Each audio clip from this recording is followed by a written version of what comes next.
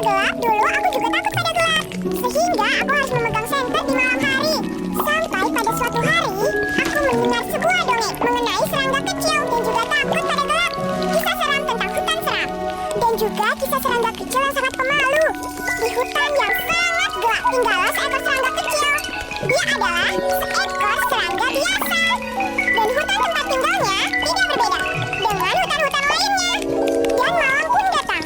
Hutan menjadi sangat gelap dan serangga kecil pemalu itu mulai merasa takut. Dan pada suatu malam, dia duduk di bawah sebuah daun sambil gemetar ketakutan. Serangga itu melihat semua jenis-jenis monster. Monster-monster itu terlihat sangat mengerikan. Ada monster yang bercakar panjang dan mulut terbuka lebar, bisa berpikir kotor. Ada juga yang bercakar tajam berusaha meraihnya.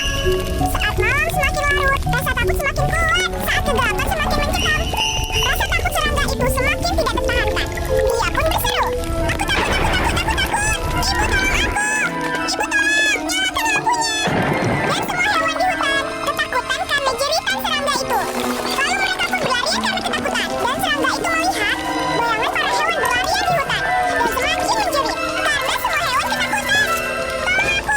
Cepat tolong aku!"